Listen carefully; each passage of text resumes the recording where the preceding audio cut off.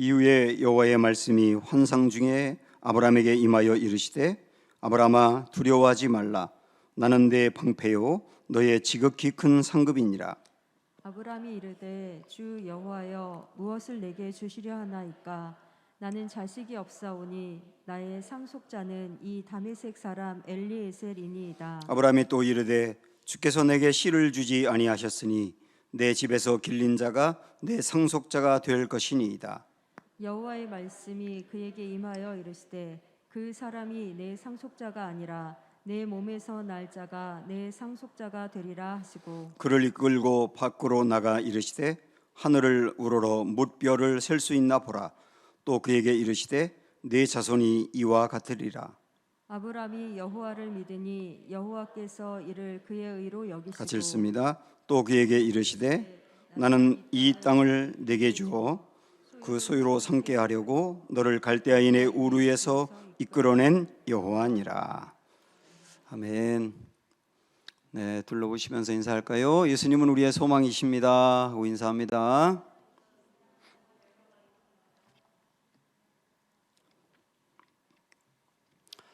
우리 신앙생활 하면서 하나님을 믿는 거, 어떤 경우와 상황에서든지 하나님을 믿는 게 얼마나 중요한지 여러분 아실 겁니다.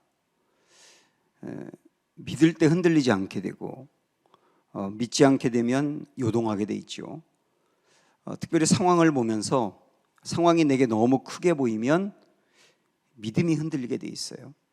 믿음이 흔들리면 하나님을 기다리지 못하고 맡기지 못하게 됩니다. 그래서 조급한 나머지 뭔가를 내가 해야 되겠다 생각해서 하다 보면 탈이 나는 거예요. 뒤늦게 깨닫게 되죠. 그래서 이 믿음이 정말 중요한데, 그래서 어떤 사람들은 하나님의 사랑이라든지 하나님의 살아계심이라든지 하나님의 역사라든지 이런 것들이 의심이 들 때가 있다. 그럴 때 의심을 의심하라 그런 말을 해요. 내 마음에 드는 그 의심을 고스란히 받아들이지 말고 의심 자체를 의심해 보라는 거예요. 굉장히 좋은 안내가 되는 것 같습니다. 그런데 의심을 의심하는 것도 중요하지만 하나님께서는 우리의 그 흔들리는 믿음이 있을 때 하나님을 더욱더 확신하고 하나님을 믿도록 우리를 이끌어 가시는데요. 이걸 뭐라고 할 수 있느냐면 믿음을 키워준다고 할 수가 있어요. 그것을 바라볼 수 있는 눈이 있어야 정말 중요한 것입니다. 오늘 그것을 이 15장을 통해서 우리가 볼 수 있는데요. 지금까지 이 12장의 아브라함의 이야기부터 14장까지 이야기를 다시 한번 잠깐 정리를 해보면 하나님은 아브라함의 인생에 찾아가셔서 도저히 하나님을 믿을 수 없는 사람인데 그를 거기서 건져내셔서 불러내셨죠. 그리고 그를 하나님이 인도해 가시는데 하란에서 15년 멈추었지만 하나님이 포기하지 않고 또다시 찾아가서 그를 불러내시고 가나안 땅까지 오게 하셨습니다. 근데 거기에 기근이 드니까 아브라함은 대번 애굽으로 내려갔지 않습니까? 거기서 두려운 나머지 아내를 누이라고 거짓말하면서 자기가 낭패를 보게 됐는데 거기서도 하나님은 바로에게 꿈에 나타나서 아브라함의 아내인 것을 알려주면서 그 가정을 보호해 주셨어요. 그리고 많은 재물을 갖고 애굽에서 나오게 하셨습니다. 그런 걸 통하여 아브라함은 하나님을 이렇게 알아가기 시작하게 된 거죠. 하나님을 체험하게 된 거죠. 그리고 그런 체험이 있었기 때문에 가나안 땅으로 다시 올라와서 그 조카 롯과 갈라져야 될 때 롯에게 네가 원하는 땅을 먼저 가져라 하고 담대하게 먼저 선택권을 줄 수 있었습니다. 그리고 나서 지난 시간에 보았습니다마는 롯이 속해 있는 소돔 땅에 전쟁이 일어났을 때 아브라함은 318명의 사람들을 데리고 4개 연합군과 강력한 연합군과 싸우겠다고 나아가 싸웠는데 전쟁에 승리한 겁니다. 그러면서 또 하나님을 알게 된 거죠. 여기까지 왔어요. 그런데 15장으로 넘어와 보니까 1절에 이런 말씀으로 시작을 합니다. 그 후에 여호와의 말씀이 환상 중에 아브라함에게 임하여 이르시되 아브라함아 두려워하지 말라. 두려워하지 말라라고 하는 것은 아브라함이 지금 두려워하고 있다는 뜻이거든요. 그런데 왜 두려워하고 있는가? 그 다음 보면 나는 방패요라고 말씀하고 있어요. 나는 방패요라고 하는 말은 내가 너를 보호할 거야 그런 얘기죠. 그래서 이 아브라함이 왜 두려워하는지를 알 수 있습니다. 14장에서 4개 나라 연합군과 아브라함이 싸워서 승리를 했는데, 용기를 갖고 담대히 나가서 승리를 했는데 그 나라들이 엄청나게 강건하거든요. 승리를 하긴 했지만 저 사람들이 다시 연합해서 나를 죽이려고 달려오면 내가 어떻게 하나? 라고 하는 두려움이 있었던 것이죠. 그때 하나님이 아브라함에게 내가 방패가 되어줄 거야. 너 걱정하지 마. 이렇게 위로해 주십니다. 그런데 나는 방패요 라고 한 다음에 그 다음 또 뭐라고 했는지 1절 끝에 보면 뭐라고 하셨어요? 지극히 큰 상급이라고 하셨습니다. 이 상급이라고 하는 말은 14장에서 아브라함이 전쟁에 승리하고 전리품을 가지고 나왔는데 그 전리품을 하나도 자기가 소유하지 않고 돌려줬지 않습니까? 그 전리품이라고 하는 말이 상급이라는 말과 같은 말이에요, 사실은. 그래서 하나님이 나는 너의 큰 상급이야, 그 말은 뭐냐면 아브라함아, 너 전리품을 다 양보하고 갖지 않았지? 그런데 양보할 때는 시원했는데 또 아쉬운 마음도 있지? 내가 너에게 전리품이 되어줄 거야. 내가 너희 인생에 많은 전리품들이 되어줄 거야. 그걸 채워줄 거야, 그런 말입니다. 자, 여기까지 들었으면 얼마나 좋았겠어요? 좋았지요. 그런데 아브라함은 순식간에 내가 너에게 상급이 되어줄게, 전리품이 되어줄게 라고 하는 말씀을 들을 때 갑자기 아브라함의 마음에 섭섭함이 임하게 된 거예요. 어떤 섭섭함이냐? 2절을 보십시오. 아브라함이 이르되 주 여호와여 무엇을 내게 주시려 하나이까? 나는 자식이 없사오니 나의 상속자는 이 다메섹 사람 엘리에셀이니이다. 이게 무슨 말입니까? 하나님이 아브라함에게 아브라함아, 내가 너에게 상급이 되어줄 거야, 전리품이 되어줄 거야. 그러니까 아브라함이 그건 좋았는데 갑자기 이런 생각이 드는 거예요. 하나님이 내 상급이라고요? 내 상급이라면 아들을 주셔야죠. 나에게 아들이 없는데 하나님이 진짜 상급이라면 나에게 아들이라는 상급을 주셔야죠. 근데 나에게 안 주셨지 않습니까? 이 마음이 불쑥 올라오게 된 거예요. 하나님이 안 준 것에 대해서 섭섭한 마음이 올라오게 된 거예요. 여러분도 아시는 것처럼 이때 당시에 아들이 있느냐 없느냐, 그것은 이 사람의 존재가 사실 있느냐 없느냐처럼 중요한 문제였어요. 아들이 없다 그러면 존재 자체가 아예 없는 거나 마찬가지일 정도로 완전히 인생이 실패했고 절망이라고 생각하는 그런 때였습니다. 그걸 인식을 하고 이 말씀을 보셔야 돼요. 분명히 하나님이 아브라함에게 내가 너로 큰 민족 이루어줄게, 너에게서 난 자를 통하여 큰 민족 이루어줄게. 그 말은 뭡니까? 아들 주시겠다는 뜻이었잖아요. 그래서 어쩌면 그 말씀 붙들고 따라왔는지도 몰라요, 아브라함이. 그런데 아니 그 말씀을 하시고 나를 불러내시고 아들을 안 주시잖아요. 그게 하나님 한 번만 말씀한 게 아니라 그 이후에도 또 말씀하셨는데, 하나님 몇 번 말씀하셨는데 안 주시잖아요. 이 섭섭한 마음이 쑥 올라오게 된 거예요. 상급이라고 하는 말을 들을 때. 결국은 무슨 말이냐면 아브라함은 하나님이 나를 찾아와서 불러내시고 나를 인도하시고 애굽에서 나를 건져내시고 그 다음에 내가 땅을 차지할 거라고 하면서 동서남북을 바라보라고 그러고서 비전도 주시고 전쟁에서도 승리하게 하시고 이 모든 거 다 좋아요. 하나님이 내게 주신 거 많은 거 다 좋아요. 감사해요. 그런데 내가 정말 원하는 아들을 주시지 않다 보니 내 마음에 헛헛함이 있네요. 그것을 하나님께 토로하는 거예요. 결국 그것은 하나님이 내게 많은 거 주셨지만 내가 정말 원하는 아들을 안 주다 보니 많은 거 주셨지만 정말 감사가 안 나온다는 얘기예요. 그래서 3절에 그런 마음을 표현하지 않습니까? 아브라함이 또 이르되 주께서 내게 씨를 주지 아니하셨으니 내 집에서 길린 자가 내 상속자가 될 것이니이다. 하나님 안 주셨잖아요, 씨를. 다 주면 뭐예요? 씨를 주셔야죠. 이런 마음인 거예요. 하나님을 경험하고 하나님을 믿는다고 고백하지만 아들을 안 주셨다는 것 때문에 다시 하나님에 대해서 믿음이 흔들리고 있는 아브라함을 보는 겁니다. 저는 여러분 이 말씀 이렇게 묵상을 하면서 야, 우리하고 이야기가 똑같다 그런 생각이 들더라고요. 우리하고 이야기가 똑같다. 우리도 교회를 다니면서 말씀을 들으면서 알게 됐어요. 하나님이 나를 선택했다는 거. 이게 얼마나 놀라운 건가. 하나님이 나를 선택해서 하나님을 믿게 되었구나. 참 감사하죠. 그리고 내 인생을 하나님이 찾아와셔서 교회로 인도하셨고, 그리고 말씀을 들을 때 내 마음이 열려 주님을 만나게 되었어요. 그리고 여러 가지 많은 것들을 내게 부어주어서 정말 좋아요. 그런데 그러면서도 내 마음에 헛헛함이 있는 거예요. 내가 정말 원하는 게 이건데 이걸 안 주시네 하나님. 그걸 생각을 하니까 그동안에 하나님이 주셨던 많은 것들이 이렇게 감사로 다가오지 아니하며 뭔가 못 받은 것처럼 내 마음이 공허하단 말입니다.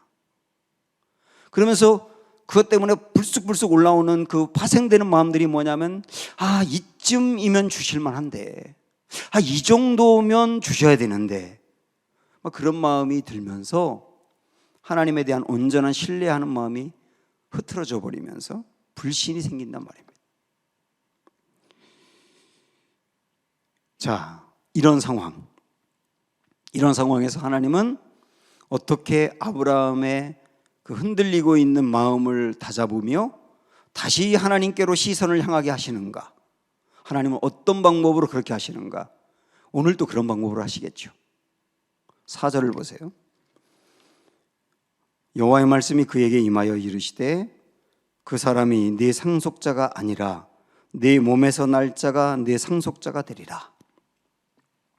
다시 한번 말씀하시는 거예요. 아브라함의 믿음이 흔들릴 때 하나님은 다시 한번 예전에 했던 말씀을 똑같이 하세요. 그 말씀을 똑같이 또 하신다고요. 우리도 그런 경우 많지 않습니까? 들었던 말씀을 또 듣고 들었던 말씀을 또 듣고 그러는 거예요. 그런데 지금 아브라함의 마음이 좀 상해 있는 상황이기 때문에 하나님은 똑같은 말씀만 하는 것으로 끝내지 않고 5절로 이어가시는데요. 보시면 그를 이끌고 밖으로 나가 이르시되 하늘을 우러러 무뼈를 셀 수 있나 보라. 또 그에게 이르시되 내 자손이 이와 같으리라. 밤이었던 거겠죠? 별이 떴으니까 밤에 아브라함을 밖으로 데리고 나가서 하나님을 믿게 하는 거예요. 지금 하나님을 믿도록 도와주시는 건데 어떤 방법으로 하셨느냐면 아브라함아 저 하늘을 봐. 그리고 저 별을 세어봐. 너 셀 수 있니? 이렇게 부르신 거거든요. 여기서 저 하늘을 보라라고 하는 말은 주목하여 보고 생각해 보라거든요. 저 하늘을 주목하여 보고 생각해 보라 그러는데 뭘 특별히 보라고 했느냐면 별을 보라고 하면서 별을 셀 수 있나 보라고 하셨어요. 이게 중요하거든요. 별을 셀 수 있나 보라. 자, 아브라함이 하나님의 그 말씀을 듣고 이때는 별이 엄청나게 많이 보였을 때니까요. 요즘 같지 않고 그 별을 세었겠죠. 하나, 둘, 셋, 넷, 열, 스물, 백 세웠는데 하나님 도저히 못 세겠어요. 이렇게 되지 않았겠어요?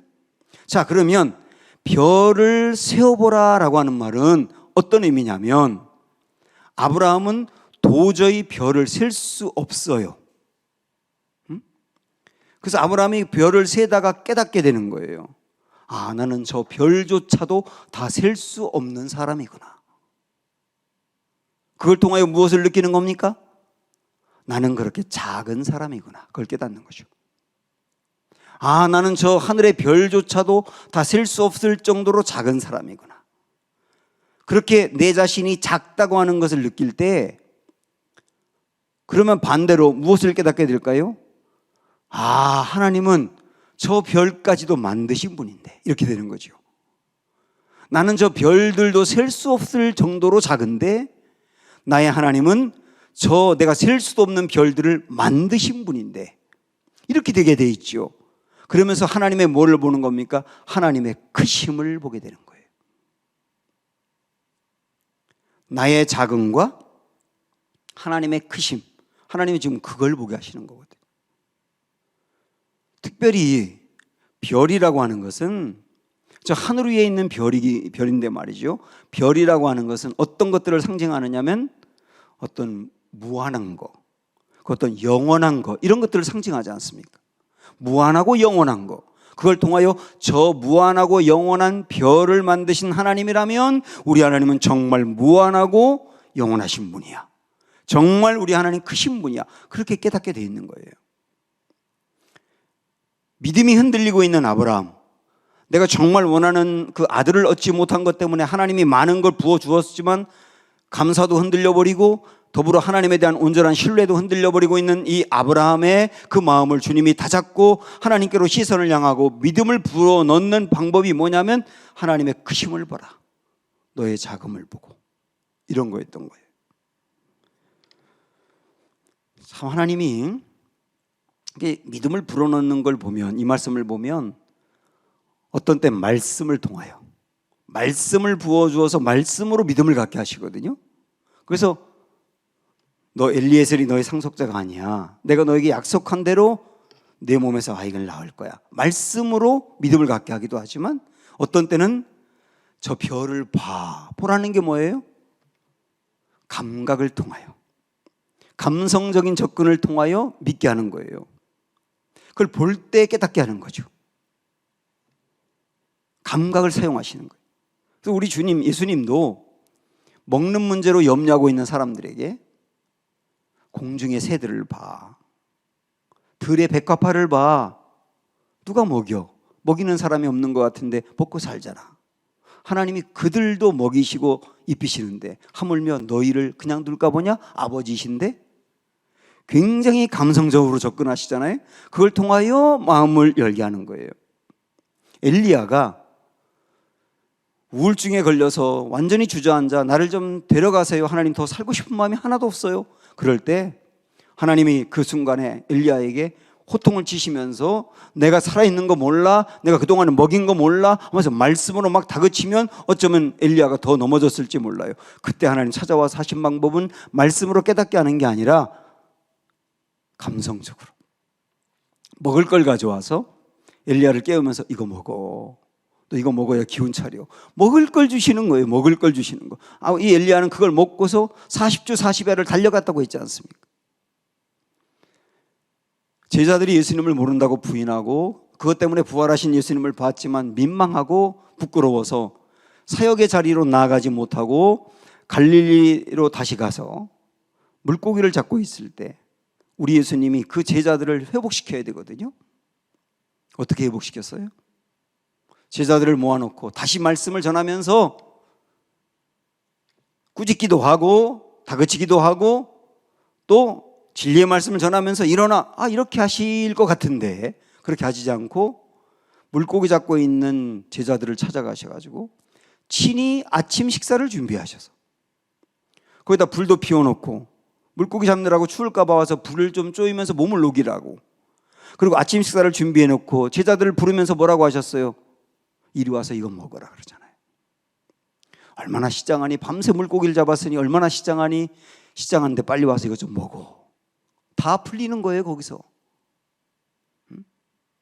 그 주님의 그 배려하는 사랑, 굉장히 감성적으로 접근해서 그들의 마음을 풀어주는 주님의 사랑, 거기서 하나님의 주님의 사랑을 다시 알고 일어서는 거예요. 어떤 때는 말씀으로, 어떤 때는 마음을 뜨겁게 함으로 믿음을 불어넣어 주시는 주님이에요. 믿음을 불어넣어 주시는 주님. 믿음이 흔들릴 때 그냥 방치하는 게 아니라 찾아와서 믿음을 불어넣으시는 주님. 지금도 주님 이렇게 하시거든요, 우리에게. 핵심은 나의 자금을 보고 하나님의 크심을 봐야 한다. 우리들도 어떤 문제들로 인하여 내가 받지 못한 것들로 인하여 하나님에 대한 신뢰가 흔들릴 때 꼭 이렇게 하셔야 됩니다. 나의 자금을 보고 하나님의 크심을 봐라. 제가 욥기에 있는 말씀을 이번에 맥체인 성경 욥기 말씀을 읽다가 참 받은 은혜가 컸어요. 그리고 받은 그 은혜 중에 우리 신방 가서도 이 말씀을 나누기도 했는데 욥이 말입니다. 고난을 당하다 보니까 고난 때문에 힘들고 어려울 때 옆에서 엘리바스 빌다 소발 이런 사람들이 와가지고 막 마음을 자극하니까 격동하게 된 거예요. 그래서 나중에는 자기가 막 그 사람들의 말에 대항하며 말로 싸우다가 나중에는 이렇게 하게 됐는데 자기가 참 의롭게 살았다는 걸 생각하기 시작합니다. 난 의로운 사람이었는데, 그러면서 자기 의의를 막 드러내기 시작합니다. 예를 들어서 이런 거거든요. 나는 지금까지 어떤 사람을 괴롭히거나 그 사람의 물건을 착복하거나 부당하게 돈을 번 적이 없어. 그래서 물질에 대해서 자기는 의로웠다고 드러내는 거예요. 그 다음에 나는 처녀에게 눈길을 준 적이 없어. 그 말은 뭐냐면 나는 성적으로도 아주 거룩했다는 거예요.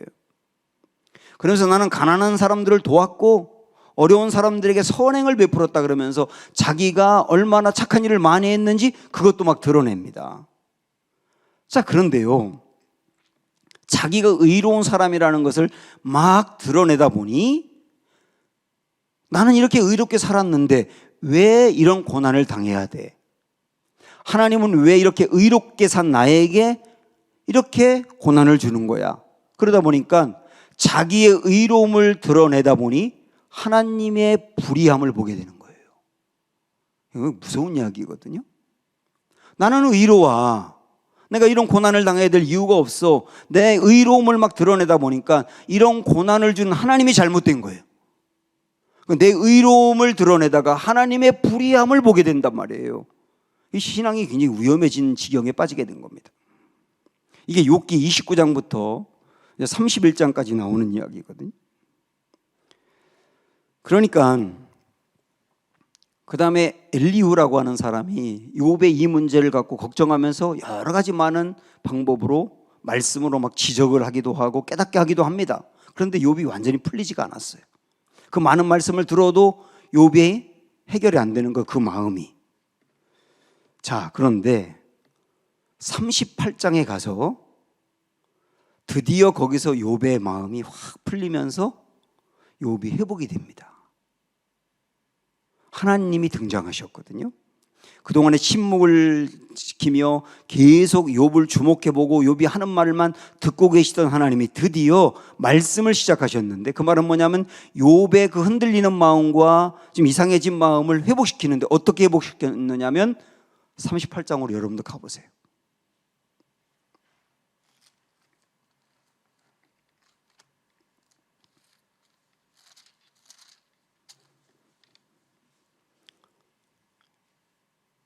(799쪽) 욥기 38장 1절부터 봅니다. 네. 1절. 그때에 여호와께서 폭풍우 가운데서 욥에게 말씀하여 이르시되, 이 하나님이 처음 등장해서 말씀하시는 거거든요. 무지한 말로 생각을 어둡게 하는 자가 누구냐? 너는 대장부처럼 허리를 묶고 내가 내게 묻는 것을 대답할지니라. 이러면서 욥에게 말씀하시는 거예요. 뭐라고 말씀하시느냐? 이 말은 다르게 말하면 흔들리고 있는 믿음, 그 욥을 어떻게 회복시키느냐예요. 4절 보면 내가 땅에 기초를 놓을 때에 내가 어디 있었느냐? 이렇게 물으세요. 내가 땅에 기초를 놓을 때가 무슨 말입니까? 내가 땅을 만들 때죠. 그죠? 내가 땅을 창조하고 만들 때 너 어디 있었냐? 이러는 거예요. 그러니까 하나님은 지금 하나님이 세상을 만든 창조자라고 하는 것을 강조하고, 그 하나님의 세상을 만들 때 욥은 존재하지도 않았다는 것을 이야기하시는 거예요. 결국 뭘 말씀하시는 겁니까? 하나님은 온 세상을 만든 크신 분이라는 걸 강조하며, 욥은 그 하나님에 비할 때 너무나 작다는 것을 말씀하시는 거예요. 이런 구도로 말씀을 해가신다고요. 조금 더 볼까요? 5절. 누가 그것의 도량법을 정하였는지, 누가 그 줄을 그것의 위에 띄웠는지 내가 아느냐? 이게 무슨 말입니까? 땅을 만들고 바다를 만드실 때 여기가 바다고 이쪽이 땅이면 경계를 딱 정하시잖아요. 경계를 정하시면서 바다에게 이 경계를 넘어오지 못하도록, 아무리 밀물이 최고일 때도 여기 경계를 넘어오지 못하도록 이 경계를 정하신 분은 누구냐? 하나님이라는 거죠. 너 그때 어디 있었느냐 그 얘기. 이런 말씀으로 계속 하시다가 좀 재밌는 게 36절 보시면 가슴 속의 지혜는 누가 준 것이냐? 수탉에게 슬기를 준 자가 누구냐? 그렇게 말씀하세요. 수탉에게 슬기를 줬다는 말이 뭔가 찾아봤더니 이걸 합니다. 수탉이 밤에 울면 그 다음날 비가 온대요. 수탉은 그 다음날 비 올 것을 아는 지혜가 있는 거예요. 원래 머리가 엄청 나쁜 사람한테 닭대가리라고 하지 않습니까? 이 수탉도 대가리가 굉장히 안 좋은데 근데 이 지혜가 있는 거예요. 그 다음날 비가 올 것을 아는 거예요. 주님이 이 말씀하시면서 이 지혜는 누가 줬느냐는 거예요. 이런 말씀으로 그 다음 장 39장까지 계속 반복적으로 말씀하십니다. 결국 핵심은 이런 거예요. 하나님의 크심을 말씀하시죠. 하나님의 크심, 하나님의 영원하심, 하나님의 무한하심. 그걸 계속 들으면 들을수록 욥은 어떻게 되느냐면, 야, 그 크신 하나님 앞에서 나는 너무나 작은 존재야. 자기의 작음을 보게 되는 거죠. 결국은 39장까지 쭉 말씀했을 때 40장으로 넘어가면 욥이 드디어 회복이 됩니다. 40장은 욥의 회복장이거든요. 보십시오. 1절부터 여호와께서 또 욥에게 일러 말씀하시되 트집 잡는 자가 전능자와 다투겠느냐? 하나님을 탓하는 자는 대답할지니라. 이러니까 3절에 욥이 여호와께 대답하여 이르되 보소서 나는 비천하오니 무엇이라 주께 대답하리까? 손으로 내 입을 가릴 뿐이로소이다. 손으로 내 입을 가린다는 말이 뭐예요? 하나님, 지금까지 제가 하나님 앞에서 의롭다고 얘기했고요, 저를 한껏 자랑하며 이런 나에게 이 고난을 주는 하나님이 잘못됐다고 했는데 그렇게 말했던 내가 너무 부끄러워서 입을 막을 수밖에 없어요. 그런 얘기잖아요. 5절에 내가 한 번 말하였사온즉 다시는 더 대답하지 아니하겠나이다. 하나님, 다시는 말하지 않겠습니다. 이 말은 뭐냐면 나 할 말이 없다는 것으로 끝나는 게 아니에요. 하나님, 저 이제 알았어요. 그 말이에요. 저 이제 알았어요. 제 마음 풀렸어요. 이해가 됐고 받아들일 수 있어요. 회복이거든요. 그리고 회복된 그 이제 욥에게 42장에서 하나님은 진짜 삶도 회복시켜주는, 잃어버렸던 것을 찾게 하는 이런 방향으로 나가고 있지 않습니까? 제가 이 말씀을 이렇게 쭉 보면서 하나님은 흔들리고 있는 욥을 어떻게 세웠는가? 믿음이 요동하고 있는 욥을 어떻게 다시 붙잡으며 믿음을 갖게 했는가? 이거였어요. 하나님의 크심을 보여준 거예요. 하나님의 크심. 거기에 비해서 욥의 작음. 너 작아. 말하지 않아요. 스스로 깨닫게 하는 거예요. 이것은 오늘 우리에게도 똑같이 중요한 것이겠죠. 정말 하나님 나를 사랑하는가? 정말 하나님 능력 있는가? 심지어는 하나님 살아계신 거 맞는가? 하나님은 약속을 지키시는가? 이런 여러 가지 많은 생각들이 우리 안에 요동할 때가 있습니다. 언제냐면 나의 삶이 정말 힘들 때, 그리고 내가 간절히 원하는 게 이루어지지 않을 때, 그때 우리가 꼭 알아야 될 것은 뭐냐면 이럴 때도 주님은 우리가 믿음을 갖도록 도우신다는 거. 그냥 우리를 방치하는 게 아니라 어떻게든 믿음을 갖고 일어서도록 도우신다는 거. 도우시는 것 중에 매우 중요한 게 뭐냐면 하나님의 크심을 볼 수 있는 눈을 열어준다는 거. 그래서 여러분은 그렇게 막막하고 정말 의심이 생기는 그 순간에도 하나님이 보게 하시는 것을 보셔야 되는 거예요. 분명히 하나님 보게 하시거든요. 크심을. 그거 보면 회복된다는 말씀. 자, 다시 오늘 창세기 우리 본문으로 오셔서 하나님은 이 흔들리고 있던 아브라함을 욥을 회복시켜 주시듯 똑같이 그렇게 회복시켜 주신 거예요. 믿음을 불어넣어 주셨죠. 그러니까 6절에서 아브라함이 이렇게 고백합니다. 6절 다 같이 볼까요? 시작. 아브라함이 여호와를 믿으니 여호와께서 이를 그의 의로 여기시고. 이게 유명한 구절이죠. 아브라함이 하나님을 믿었다. 그러니까 그 믿는 것을 보고 하나님이 그를 의롭게 여겼다. 너 오라. 이렇게 말씀한, 너 오라. 너 나를 믿는 그게 옳은 일이야. 옳은 선택을 한 거야. 이렇게 그를 인정해 주시는 거예요. 여기서 우리 이런 중요한 문제로 한번 연결해 보고 싶은데요. 아브라함이 하나님을 믿으니까 하나님이 그를 의롭게 여겼다. 이런 말씀인데, 그러면 이 믿음이라고 하는 건 아브라함이 하나님을 자기가 믿었기 때문에 그래서 하나님이 그를 의롭게 해줬다. 이렇게 볼 수 있는 대목이란 말이에요. 그러면 믿음이라고 하는 것은 내가 결정하는 것인가? 우리가 예수님을 믿으면 구원을 받는다 그러는데, 그러면 내가 예수님을 믿었을 때 그것을 내가 결정한 것이라면 내가 받은 구원은 내 공로가 있는 겁니다. 믿음이라는 내 공로가 있는 거잖아요. 그러면 구원은 100% 하나님의 은혜라고 알고 있는데 그거와 배치되는 말씀이지 않습니까? 그래서 우리는 믿음이라고 하는 것의 출처가 뭐냐? 아브라함이 여기서 하나님을 믿었다고 했는데 이게 아브라함이 결정한 것이냐 아니면 다른 것이냐, 이게 굉장히 중요한 문제를 생각해 보려고 합니다. 이걸 여러분 아셔야 정말 은혜가 무엇인지를 알게 되거든요.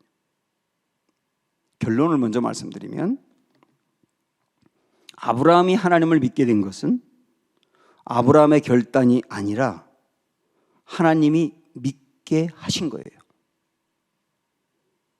조금 더 다르게 말하면 표면적으로는 아브라함이 믿은 것처럼 보이지만 하나님이 믿을 수밖에 없도록 이끄셨다는 거예요. 그래서 아브라함이 믿은 것 같지만 결국은 믿게 된 것이죠.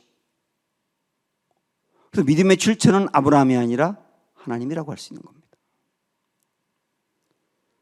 정말 그런가? 다시 한번 생각을 해보겠는데, 자, 이전부터 있었던 일들을 우리 정리하는 마음으로 한 번 더 생각을 해보시죠. 저를 보세요. 중요한 얘기예요. 아브라함이 하나님을 전혀 믿을 수 없는 상태일 때 하나님이 그를 찾아가셨죠. 그래서 하나님과의 관계가 형성되기 시작했죠. 거기에 아브라함의 공로가 있었습니까? 여러분 표정이 안 보여요. 마스크가 가리고. 그러니까 고개를 이번에 좀 표현을 지속적으로 해주시기 바랍니다. 여기 아브라함의 공로가 있었습니까? 자, 아브라함을 찾아가셨을 뿐만 아니라 그를 갈대아 우르에서 불러내시고 인도에 가셔서 아브라함의 인생이 완전히 바뀌었어요. 거기 아브라함의 공로가 있었습니까? 아브라함이 하나님의 말씀을 부르심을 받고 따라오다가 하란에서 15년 동안 머물러 있었다는 거 우리 알고 있죠. 15년이라는 긴 시간을 순종하지 아니하며 어쩌면 믿음을 포기하고 있었을지 모르는데 그때도 또 하나님이 찾아가셔서 복을 약속하시며 거기서 또 불러내셨어요. 거기에 아브라함의 공로가 있습니까?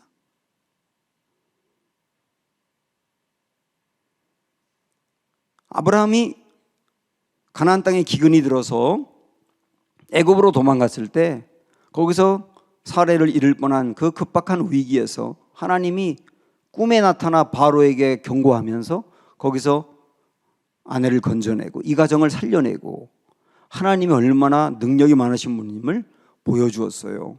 하나님이 이런 분이구나 하고 알게 됐어요. 거기에 아브라함의 공로가 있었습니까? 아브라함의 공로가 없는 것처럼 여러분이 고개 끄덕끄덕하거나 도리도리 하는 것도 없어져 버렸어요.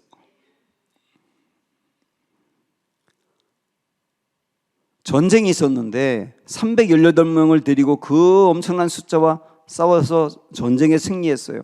그걸 통하여 하나님이 얼마나 대단한 분인지를 알게 됐어요. 거기 아브라함의 공로라고 할 수 있습니까? 그리고 오늘 말씀, 아브라함이 아들 주시지 않은 것 때문에 많은 것 받고도 흔들릴 때, 믿음이 흔들릴 때 아브라함을 별을 셀 수 있나 보라고 하며 하나님의 그 힘을 보며 깨닫게 하시고 그리고 마음으로 주님을 받아들이게 하며 믿음을 갖게 하셨는데 그게 아브라함의 공로입니까? 여기까지 제가 6가지를 말씀드렸는데 이 6번의 과정을 계속 거치면서 하나님은 점점점 아브라함에게 무엇을 불어넣어 주셨느냐면 믿을 수밖에 없도록 하셨단 말이에요. 하나님을 안 믿을 수 없도록, 믿을 수밖에 없도록 계속 말씀하시며 그 다음에 질문하는 거예요. 아브라함, 너 하나님 믿을래? 이때 그럼요. 안 믿을 수가 없죠. 지금까지 역사하신 분이 이분이신데 제가 어떻게 안 믿습니까? 그리고 하나님 믿어요 한 게 6절이란 말이에요. 결국은 오늘 말씀의 제목처럼 알 만큼 알았으니 하나님 믿을래? 예, 믿죠. 이렇게 나간단 말이에요. 그래서 표면적으로 보면 아브라함이 믿어서 의롭게 여기신 것 같지만 그러나 아브라함이 믿은 게 아니라 하나님이 믿을 수밖에 없도록 이끌어 가셨다는 거. 그래서 믿음의 출처는 아브라함의 결단이 아니고 하나님의 은혜라고 하는 겁니다. 우리의 구원도 마찬가지. 결국은 믿는다는 건 이렇게 볼 때 뭐냐면 하나님이 믿음을 불어넣기 위해서 해주신 모든 일, 그 일을 마음으로 받아들이며 항복하는 게 믿음인 거예요. 하나님이 지금까지 이렇게 해주셨군요. 나의 인생에 이렇게 역사하셨군요. 정말 하나님이 나에게 그런 분이셨군요. 예, 저 하나님 안 믿을 수가 없어요 라고 손드는 게 믿음이라고요. 그래서 우리의 믿음도 그렇게 생기게 된 것이죠. 다 주님의 은혜로. 그래서 여러분 안에 믿음이 있다고 한다면 하나님이 여러분을 사랑하는 증거이며 하나님이 여러분을 포기하지 않는 증거이며 앞으로도 포기하지 않을 것에 대한 약속인 거예요. 지금까지 나의 인생을 가만히 생각을 해보십시오. 제가 자주 하는 말, 여러분이 여기까지 오기까지, 저도 그렇고 여러분도 그렇고 여기까지 오기까지 얼마나 많은 굴곡이 있었습니까? 처음 예수님을 믿게 된 것은 여러분의 노력이었나요? 주님을 알아가다가 어떤 일로 인해서 믿음은 나하고 안 맞는 건가 봐 하고 포기한 분도 있고 굉장히 많이 흔들렸던 분도 있고 그때 또다시 나를 찾아와서 붙잡고 인도하고 여기까지 오게 하신 분은 누구였나요? 그렇게 인도해놓고 여러분에게 물으시는 거예요. 너 나 믿을래? 너의 인생 내가 책임진다는 거 믿을래? 앞으로 영원토록 내가 너와 함께 한다는 거 너 믿을래? 예, 그럼요 하고 받아들이는 거거든요. 우리 안에 믿음이 생기는 거예요. 중요한 거는 가만히 생각을 해보십시오. 지금까지 여기까지 오기까지 주님이 내 인생에 어떻게 하셨는지를 가만히 생각을 해보십시오. 지금 내게 이루어지지 않은 일 때문에 섭섭하고 마음이 흔들릴 때에도 가만히 생각을 해보십시오. 하나님이 지금 여기까지 어떻게 해오셨는지. 그리고 정말 힘들고 어려워도 마음에 의심이 일어날 수는 있어요.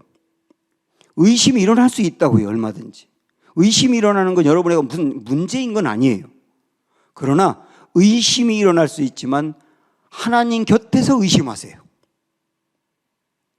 의심이 일어났다고 해서 하나님을 멀리하고 떠나지 마시고 하나님 곁에 있으면서 의심하세요. 그 말은 뭐냐면 말씀을 들을 수 있고 하나님이 베풀어 주시는 감정적인 그 사랑을 느낄 수 있는 자리에서 의심하시라고요. 분명히 주님은 아브라함을 또 찾아갔던 것처럼 우리에게 그렇게 찾아올 겁니다.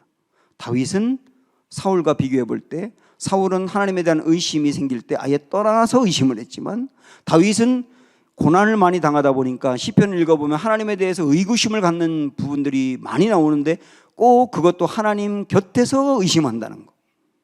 그러니까 회복이 되지 않습니다.